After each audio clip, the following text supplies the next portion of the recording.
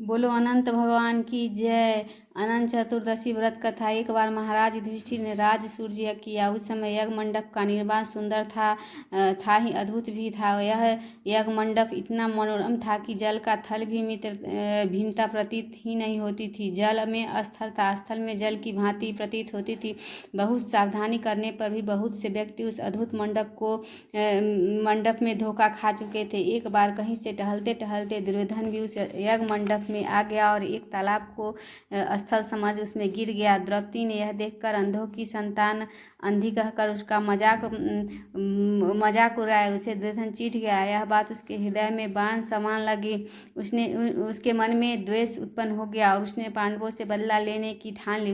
उसके मस्तिष्क में उस अपमान का बदला लेने के लिए विचार उपजने लगा। उसने बदला लेने के लिए पांडवों को धृत कीड़ा में हराकर उस अपमान का बदला लेने की सोची। उसने पांडवों को जुओं में पराजित कर दिया। पराजित होने पर प्रतिज्ञा अनुसार पांडवों को 12 वर्ष के लिए वनवास भोगना पड़ा। वन में रहते हुए पांडव अनेक कष्ट सहते रहे। एक दिन भगवान कृष्ण जब मिलने आए तब तक युधिष्ठिर ने उनसे अपना दुख कहा और दुख दूर करने का उपाय पूछा। तब श्री कृष्ण ने कहा, हे युधिष्ठिर, तुम विधि पूर्वक अनंत भगवान का व्रत करो। इससे तुम्हारा सारा संकट दूर हो जाएगा और तुम्हारा खोया राज पुनः प्राप्त हो जाएगा। इस संदर्भ में श्री कृष्ण ने उन्हें एक कथा सुनाई। प्राचीन काल में सुमंत नामक एक नेक तपस्वी ब्राह्मण था। उसकी पत्नी का नाम दीक्षा था। उसकी एक परम सुंदरी धर्मपरायण तथा ज्योतिर्मयी कन्या थी जिसका नाम सुशीला था। सुशीला जब बड़ी हुई तो उसकी माता दीक्षा की मृत्यु हो गई। पत्नी के मरने के बाद सुमंत ने कर्कशा नामक स्त्री से दूसरा विवाह कर लिया। सुशीला का विवाह ब्राह्मण सुमंत ने कौटिल्य ऋषि के साथ कर दिया। विदाई में कुछ देने की बात पर कर्कशा ने दामाद को कुछ ईंटें और पत्थरों के टुकड़े बांध कर दे दिए। कौटिल्य ऋषि दुखी हो अपनी पत्नी को लेकर अपने आश्रम की ओर चल दिए, परंतु रास्ते में ही रात हो गई। वे नदी तट पर संध्या करने लगे। सुशीला ने देखा वहाँ पर बहुत सी स्त्रियां सुंदर वस्त्र धारण करके किसी देवता की पूजा कर रही थी। सुशीला के पूछने पर उन्होंने विधिपूर्वक अनंत व्रत की महत्ता बताई। सुशीला ने वही उस व्रत का अनुष्ठान किया और 14 गांठों वाला डोरा हाथ में बांधकर ऋषि कौटिल्य के पास आ गई। कौटिल्य ने सुशीला से पूछा कि तो उसने सारी बात बता दी। उन्होंने डोरे को तोड़कर अग्नि में डाल दिया। इससे भगवान अनंत जी का अपमान हुआ। इससे अनंत भगवान क्रोधित हो गए। परिणामतः ऋषि कौटिल्य दुखी रहने लगे। उनकी सारी संपत्ति नष्ट हो गई। इस दरिद्रता का उन्होंने अपनी पत्नी से कारण पूछा तो सुशीला ने अनंत भगवान का डोरा जलाने की बात कही। सुशीला ने अनंत भगवान का डोरा जलाने की बात कही। तब कौटिल्य ऋषि पश्चाताप करते हुए वन को निकल गए। कौटिल्य ऋषि अनंत डोर की प्राप्ति के लिए वन में चले गए। वन में कई दिनों तक भटकते भटकते निराश होकर एक दिन भूमि पर गिर पड़े।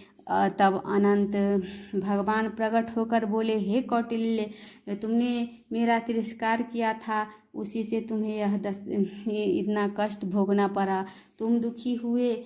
अब तुमने पश्चाताप किया है। मैं तुमसे प्रसन्न हूँ। अब तुम घर जाकर विधि पूर्वक अनंत व्रत करो। घर जाकर विधि पूर्वक अनंत व्रत करो। 14 वर्ष पर्याप्त व्रत करने से तुम्हारा दुख दूर हो जाएगा। तुम धन्य धान और पुत्र से संपन्न हो जाओगे। कौटिल्य ने घर जाकर वैसा ही किया और उन्हें सारे कलेशों से मुक्ति मिल गई।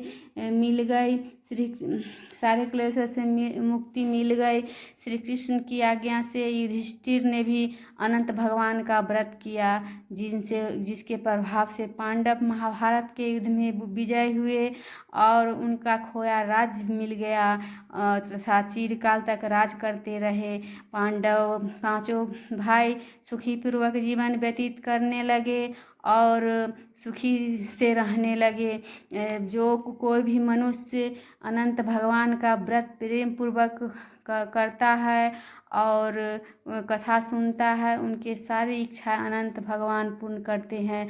उनकी सारी मनोकामना पूर्ण होती हैं। उनके सारे घर में ढेर सारे खुशियाँ आती है। जीवन में सभी खुश रहते हैं, सभी के कष्ट दूर होते हैं।